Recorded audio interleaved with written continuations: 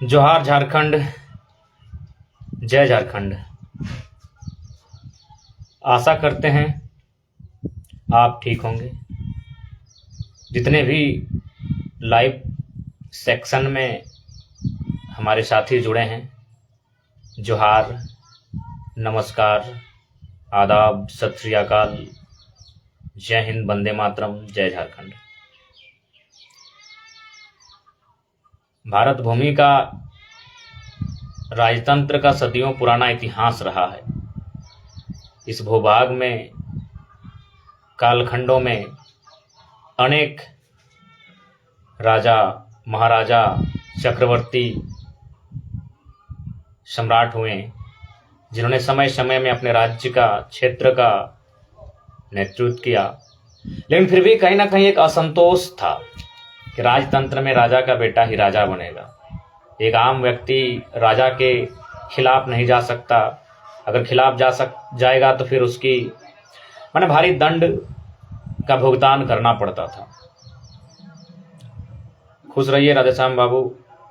तो संभव है, दुनिया के बहुत सारे देशों ने लोकतंत्र की स्थापना की, लोकतंत्र का आईना दुनिया को दिखाया। उसी क्रम में अंग्रेजों के कालखंड के बाद, चूंकि हमारे पास जो प्रधानमंत्री की व्यवस्था है और संसदीय प्रणाली है वह ब्रिटेन से ही ली गई है, तो जाहिर सी बात है अंग्रेजों के रूल के बाद, ब्रिटेन के रूल के बाद भारत में भी लोकतंत्र की आवाज़ गूंजी कि लोकतंत्र की स्थापना होनी चाहिए। उसी क्रम में लोकतंत्र की स्थापना हुई। 1950 में भारत एक गणराज्य, लोकतांत्रिक गणराज्य के रूप में खुद को स्थापित किया।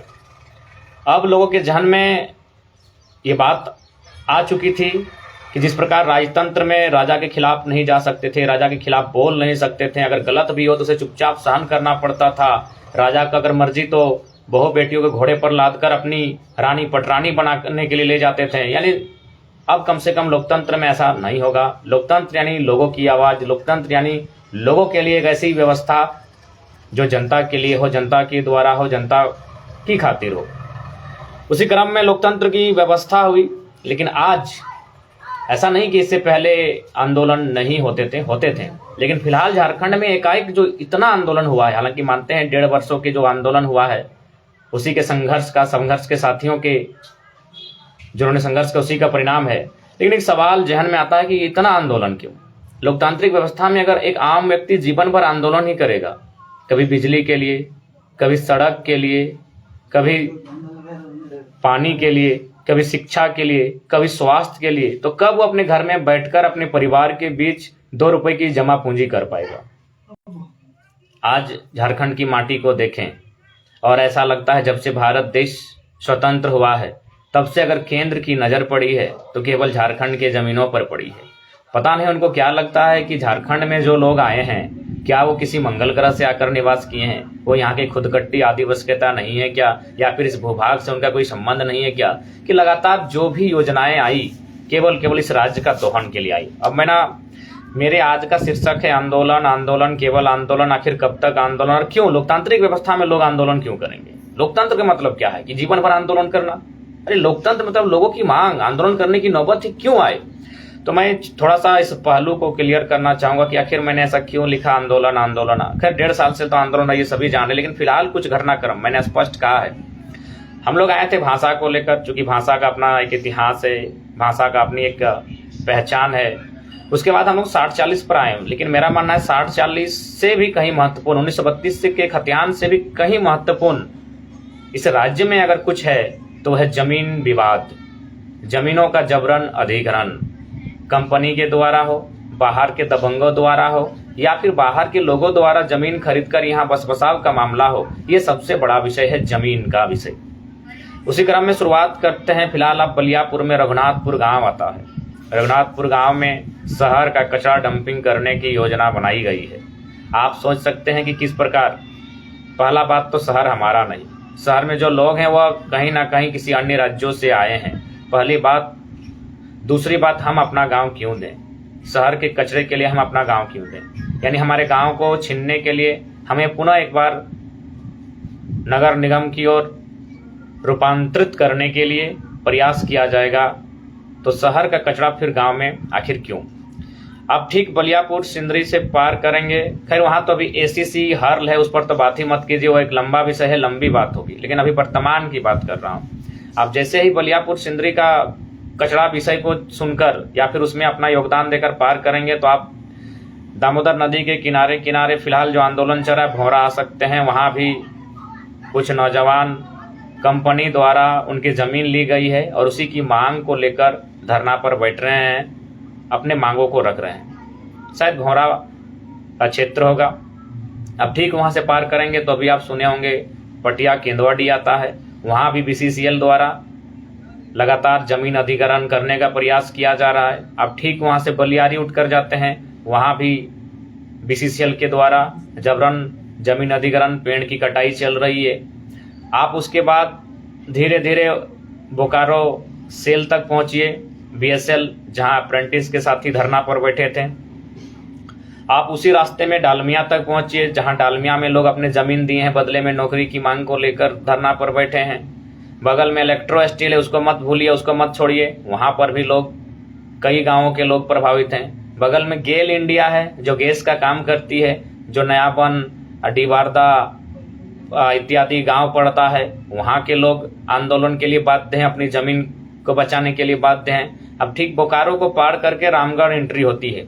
आप जैसे ही रामगढ़ एंट्री करते हैं आपको उमेश टिडवार याद आएगा, जो टाटा कंपनी के खिलाफ आज लगभग वर्षों से धरना पर बैठा है। टाटा ने उसकी ज़मीन ली है लेकिन अभी तक नौकरी नहीं दिया है। अब बात करते हैं एक बहुत महत्वपूर्ण आंदोलन जो बूढ़ाखाप में चल रहा है। वहाँ की महिलाएं कंटिन्यू चिपको आंदोलन के तर्ज पर आंदोलन कर रही है। रोंगटा फैक्ट्री, जिसको आलोक स्टील प्राइवेट लिमिटेड कहा जाता है, रोंगटा मालिक का नाम है, वहाँ प्रदूषण के कारण एक छोटे से बच्चे का 8 साल की उम्र में देहांत हो जाता है। उसी को लेकर कल वे लोग पदयात्रा, लगभग 50 किलोमीटर की पदयात्रा है, रामगढ़ से राजभवन तक जाएंगे। तो सोच के देखिए पूरे राज्य में केवल आंदोलन हो रहा है, क्यों? आखिर कारण क्या है? आखिर लोकतांत्रिक व्यवस्था में ये कारण क्यों? अगर राजतंत्र होता और लोग अगर इतना आंदोलन करते तो समझ पाता कि राजा की मनमानी है, राजा की मनमानी है, लेकिन ये लोकतांत्रिक व्यवस्था में आखिर कौन है? यानी स्पष्ट है केवल कंसेप्ट बदला है। राजतंत्र का नाम केवल लोकतंत्र हुआ है, बाकी राजा आज भी हैं। तो आज के डेट में राजा कौन है? आज के डेट में राजा सबसे, अगर मैं झारखंड की बात कहें तो ब्यूरोक्रेट्स हैं। ब्यूरोक्रेट्स, पता नहीं उनको क्या लगता है कि संसार में अमृत पीकर आए हैं क्या? ये ब्यूरोक्रेट्स, उनको शायद लगता है कि संसार में वो अमृत पीकर आए हैं, उनका मौत होगा ही नहीं, उनके जो आने वाली पीढ़ी है वो भी अमर रहेगी, उनको कुछ बीमारी, तकलीफ, पीड़ा होगी ही नहीं। इसलिए आज लगातार अपने सत्ता की शक्ति का, शासन की शक्ति का दुरुपयोग करते हुए एक आम आदमी का दोहन कर रहे हैं। उसके बाद जो भी कंपनी स्थापित हुई है, चाहे BCCL रहे, CCL रहे, टाटा रहे, वेदांता रहे, इलेक्ट्रो स्टील रहे, BSL रहे या डालमिया रहे, उषा मार्टिन रहे या भी कोई कंपनी रहे, उनमें जो पदाधिकारी आते हैं, CMD बनकर आते हैं, chief managing director, general manager के रूप में कार्यरत रहते हैं, या फिर अन्य कोई विभाग हो सकता है, उनको भी लगता है कि एक आम व्यक्ति का जीवन जीवन ही नहीं है, पशु के समान है। आज अभी सुबह आंख नहीं खुली कि ACC सिंदरी के कुछ साथी आए थे। समस्या क्या है? ACC में जमीन उनका गया है, नौकरी किनको मिल रहा है? यूपी बिहार को मिल रहा है। तो आखिर ये अन्याय कब तक चलेगा? इसीलिए आज माननीय मुख्यमंत्री भड़क जाते हैं। जब उनको हम लोग सच्चाई से अवगत कराते हैं तो राजा साहब भड़क जाते हैं। यदि हम लोगों ने डुमरी में उनकी सभा के बगल में अगर सभा किया था ना, तो उसको नेगेटिव में ना ले बल्कि पॉजिटिव लें कि उस सभा में हमने क्या कहा। ना हमने आपको कुछ ऐसे भाषाओं का प्रयोग किया जिससे आपको तकलीफ हो, ना आपके दल के लिए कुछ भाषाओं का प्रयोग किया, बल्कि हमने तो आपकी खामियों को गिनाया कि आप गवर्नमेंट में आए हैं तो आप सबसे पहला काम जो रघुवर दास थे, उनकी जो गलत नीतियां थी उनको निरस्त करने के लिए आए हैं। तो सबसे पहले रघुवर दास ने जो GM लैंड आता है उसे लैंड बैंक बनाया, उसको निरस्त कीजिए। GM लैंड ग्रामीण का है, GM लैंड किसी सरकार के बाप का नहीं है, क्योंकि सरकार जब पैदा नहीं हुआ था तब से जमीन हमारे पास है। तो सबसे पहले आप वास्तव में रघुवर सरकार के खिलाफ चुनाव जीतकर CM बने हैं या फिर उसी की नीति को आगे बढ़ाने के लिए, कॉर्पोरेट्स के कामों को आगे बढ़ाने के लिए आए हैं? अगर आप कॉर्पोरेट्स के मुख्यमंत्री नहीं है, यदि आप आदिवासी, मूलवासी, किसानों, मजदूरों के मुख्यमंत्री हैं, तो सबसे पहले GM लैंड को निरस्त कीजिए, क्योंकि ये आने वाले दिन बहुत बड़ी समस्या खड़ी करेगी झारखंड वासियों के लिए। और इसके नाते बहुत लोगों का GM लैंड के अगल बगल में इतना सारा जमीन जाएगा जिसका कोई हिसाब नहीं रहेगा। बहुत सारी आबादी आने वाले दिनों में कहीं ना कहीं बंजारों की तरह, गुलगुलिया की तरह बनकर रह जाएगी। उसके बाद माननीय मुख्यमंत्री आकर भाषण देने लगे, धोती साड़ी बांटने लगे। अरे भाई, धोती साड़ी हम लोग क्या करेंगे? 26 को बहाली देख रहे हैं सिंहभूम में, 16 को यूपी को दे दिए, 3 को झारखंड को दिए। ये कौन सा लॉजिक है? झारखंड के लोगों को दीजिएगा धोती साड़ी और टीचर का बहाली किसको? यूपी बिहार को, एमपी को। ठीक उसी प्रकार हम लोग तो वही बोलें कि राजा साहब आप आए हैं डुमरी, अच्छी बात है, डुमरी की माताओं बहनों को आप क्या बोल रहे हैं? आप बोल रहे हैं कि धोती साड़ी आपको मिलेगा, धोती साड़ी के लिए आपको सरकार में लाए हैं, और नौकरी मिलेगा यूपी वालों को, नौकरी मिलेगा एमपी बिहार वालों को। तो हम तो आपकी आलोचना यदि कर रहे हैं तो आप बेहतरी कीजिए, आप सीखिए उससे। तो इसलिए आज अगर गवर्नमेंट चाहे केंद्र रहे या राज्य रहे, अगर झारखंड की समस्या का निदान नहीं कर पाती है तो बुरा मत मानिए, मैं एक कठोर शब्द कह रहा हूं, क्योंकि नक्सल जो शब्द है भले लोगों ने बदनाम कर दिया है, लेकिन उसकी पृष्ठभूमि मानते हैं वे लोग असंवैधानिक हैं। ऐसे लोगों का देश में दरकार नहीं है, वे गलत लोग हैं, ठीक है, मैं भी मानता हूं। लेकिन नक्सल आया कहां से पता है आपको? हवा से नहीं आया है, कंपनी से नहीं आया है, ना अंग्रेजों के जुल्म से आया है। नक्सल खेत से आया है। यदि आप नहीं जानते हैं, मैं आपको बताना चाहूंगा, मई महीना 1967 पश्चिम बंगाल, नक्सलबाड़ी गांव। नक्सल कोई डिक्शनरी वर्ड नहीं है, वो एक गांव है नक्सलबाड़ी, वहां की खेत से ये नक्सल शब्द आया है। यानी खेत में कुछ किसान और कुछ जमींदारों के बीच माने हाथापाई हुई थी, या यूं कह सकते हैं मारपीट हुई थी। तो जमींदार और किसानों की लड़ाई के बीच ये नक्सल शब्द आया है, नक्सलबाड़ी गांव से। यानी आया कहां से है? खेत से आया है। यदि खेत को बचा लेगा तो कोई नक्सल पैदा नहीं होगा। आज केंद्र की सरकार रहे या राज्य की सरकार रहे, यदि किसानों का खेत बचा लेगी तो कोई नक्सल, कोई अपराधी है देश के भीतर तो नहीं बनेगा। क्योंकि आज जिस नक्सल शब्द को हम लोग जानते हैं, मेरे साथियों आप लोग जान लीजिए, आपके पास मोबाइल है, आप गूगल कर लीजिए, शायद 1967 का समय होगा, मई का महीना होगा, और ये विवाद आया था एक खेत से। वो खेत कहाँ का था? नक्सलबाड़ी गांव का था, जो पश्चिम बंगाल के शायद दार्जिलिंग, माफी चाहता हूं, जिला का नाम कंफर्म नहीं है, यानी पश्चिम बंगाल का एक क्षेत्र था जहां एक नक्सलबाड़ी नामक गांव है। उसी गांव का एक खेत में विवाद हुआ था। विवाद क्या था उसको आप बेहतर तरीके से स्टडी कर लीजिए, क्योंकि लाइव में इतना वक्त नहीं है।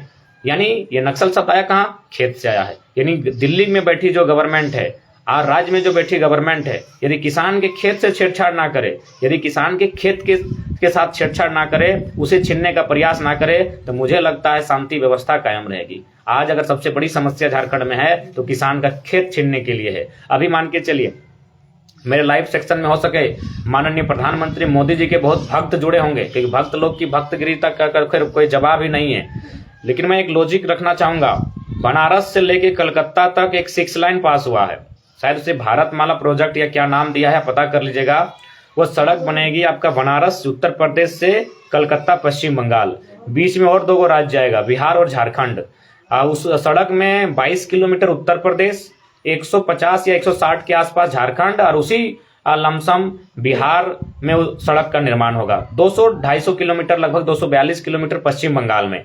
अब एक विषय आएगा, मैं स्पष्ट कहना चाहूंगा कि हम लोग कुछ कहें उससे पहले आप लोग एक बार जांच कर लें कि 22 किलोमीटर जो उत्तर प्रदेश में सड़क बनेगा उसका मुआवजा क्या है, या फिर बिहार में जो 150 किलोमीटर उस सड़क में आएगा उसका मुआवजा क्या है, और पश्चिम बंगाल में जो 242 किलोमीटर सड़क में आएगा उसका मुआवजा क्या है, और उसकी तुलना कीजिएगा झारखंड में। झारखंड में चतरा जिला, हजारीबाग जिला, रामगढ़ जिला में वो सड़क गुजरेगी, और एक जिला शायद है, तो आप पता कर लीजिए कि क्या रेट है। मैं पूरे दावे के साथ कह सकता हूं कि झारखंड की जो मैक्सिमम जमीनें रोड में आएंगी वो जीएम लैंड थी, जिसे आज लैंड बैंक बन चुका है। और जीएम लैंड को लोग क्या मानते हैं कि ये सरकार की जमीन है, सरकार के बाप की जमीन नहीं है। इसलिए मैं बार बार कहता हूं कि झारखंड की आधी समस्या का समाधान किसान के खेत में छुपा है, क्योंकि भारत किसानों का देश है। गांधी ने भी कहा था, वास्तव में अगर भारत गांधी का देश है तो आपको किसानों की जो अवधारणा है, किसानों के खेत को लेकर जो विचार है, उसे आपको क्लियर करना होगा कि यदि भारत किसानों का देश है तो फिर किसान का खेत संकट में क्यों है। आज जो इतनी बड़ी सड़क बनेगी 6 लाइन, आप समझ सकते हैं, यानी हमारा खेत उतना चौड़ा नहीं है, किसी किसान का समूचा खेत, समूचा गांव ही बर्बाद हो जाएगा। लेकिन बदले में मोदी भक्तों, मेरे प्यारे साथियों, देश के प्रधानमंत्री के पास कौन सी नीति है, क्या विस्थापन नीति है उनके पास? जब वह भारत पर्वतमाला, जो भी है भारतमाला प्रोजेक्ट, उसमें जब सड़क का चौड़ीकरण हो, चौड़ीकरण नहीं है, नई सड़क है, तो जो लोग विस्थापित होंगे उन्हें कहां बसाया जाएगा?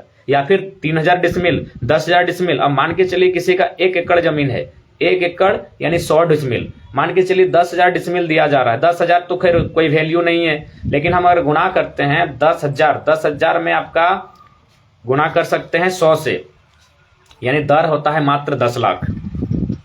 10,000 को अगर 100 से गुना करते हैं तो रकम कितनी होती है? 10 लाख। यानी किसी का अगर 5 एकड़ जमीन जाता है तो दर क्या होती है? 50 लाख। चलिए खैर 5 एकड़ मुझे लगता है बहुत ज्यादा जमीन आज के डेट में भाई भाई में इतना बंटवारा हुआ है कि 2-3 एकड़ तक बचा होगा, किसी के 1 एकड़ में सीमेंट होगा। अब 10 लाख बताइए, वो अगर नया जगह जाएगा तो पॉसिबिलिटी कहाँ जमीन खरीद पाएगा? क्योंकि वो नया जगह जहां भी जाएगा वह उसका शायद 6-7 डिसमिल में खत्म हो जाएगा। बताइए 6-7 डिसमिल में वो घर बनाएगा या अपना खलिहान बनाएगा या अपना बाड़ी बनाएगा या फिर आने वाली पीढ़ी के लिए क्या बचेगा? इसलिए आज अगर केंद्र को भी चाहिए कि कम से कम एक ऐसी विस्थापन नीति हो। आज लॉजिकली बात करेंगे, मैं नहीं चाहता हूं किसी महापुरुष की भावना उनकी आस्था पर ठेस पहुंचे, लेकिन आज महापुरुष के नाम पर जितना जमीन कब्जा करके लोगों ने रखा है, बेकार की जमीनों को रखा है, मुझे लगता है आज देश को उस विषय पर भी सोचना चाहिए कि लोग किस प्रकार भूमिहीन हो रहे हैं। लेकिन आप अनर्गल कार्यों में बहुत सारा जमीन एक्वायर करके रखे हैं। उससे बेहतर होगा कोई भी योजना अगर बनती है तो एक विस्थापन नीति के तहत जिनकी जमीनें ली जाती हैं उन्हें एक बेहतर जगह जमीन प्रोवाइड किया जाए। क्योंकि मैं मानता हूं जितने लोग विस्थापित होते हैं उनमें 90% लोग बर्बाद हो जाते हैं। आज विस्थापन का दर्द कोई छुपा नहीं है। आप कहीं चले जाइए, कोलियरी साइड चले जाइए या डैम बनने वाली साइड चले जाइए या फैक्ट्री वाले साइड चले जाइए, वहां के जो विस्थापित लोग हैं 10% लोग ही अपने आप को आज स्थापित कर पाए हैं। जो पैसा और जो नौकरी उनको मिली है 10% लोग ही अपने आप को स्थापित कर पाए हैं। बाकी अब 90% लोग आज 50 सालों तक संघर्ष कर रहे हैं। चांडिल डैम सामने है,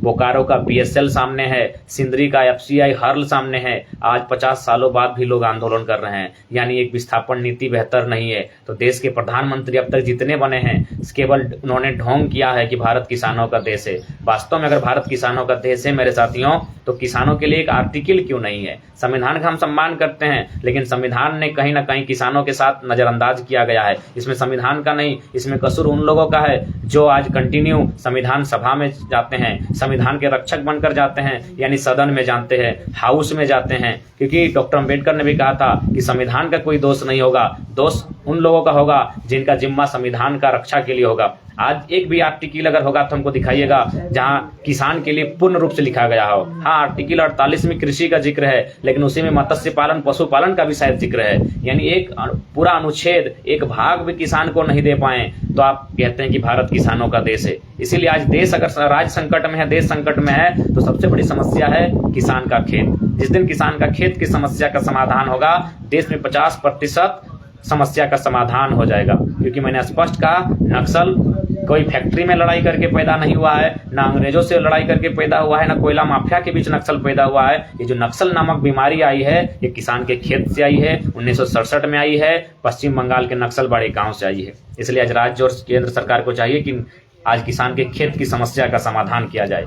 तो फिलहाल जितने भी आंदोलन हो रहे हैं, चाहे बुढ़ाखाप में हो रहा हो या फिर आज भागा में भी कुछ पीबी एरिया में पद यात्रा की बात है, या फिर भौरा हो या फिर पेटिया हो या केंदवाडी हो या फिर BSL हो या इलेक्ट्रो स्टील हो, मुझे लगता है सभी जगह जो भी आंदोलन कर रहे हैं उनका हम लोग नैतिक समर्थन करते हैं। और संभव है, हम लोग भी एक इंसान हैं, जाहिर सी बात है आज हम लोग का जो जीवन का जो दिनचर्या ही बदल गया है। लोग जब सोते हैं हम लोग जागना पड़ता है, और जब लोग आधा भोजन 2 बार भोजन कर लेते हैं तब हम लोग सो कर उठते हैं। बाकायदा अभी हम लोग ब्रश तक नहीं किए हैं। तो इसीलिए सब जगह संभव है, जा पाना संभव नहीं है। लेकिन हमारे जितने भी साथी हैं उनसे निवेदन होगा जहां जहां आंदोलन हो रहा है वहां भूमिका दें। और साथ ही साथ तकलीफ होता है कि लोकतांत्रिक देश में आंदोलन क्यों, फिर लोकतंत्र क्यों? अगर हम 20 दिन धरना में बैठेंगे, 20 दिन भूख हड़ताल में बैठेंगे, आमरण अनशन पर बैठेंगे, तो फिर ये लोकतंत्र क्यों? लोकतंत्र का मतलब है लोगों ने कुछ मांगा, उसकी जांच पड़ताल की जाए कि वे मांग रहे हैं वो वाजिब है कि नहीं। यदि वाजिब है तो मांग को अविलंब पूरा किया जाए, यही लोकतंत्र है। फिलहाल ज्यादा नहीं, जोहार झारखंड, जय झारखंड। सभी जितने भी श्रोता सुन रहे हैं, नमस्कार, जोहार, आदाब, सत श्री अकाल, वंदे मातरम।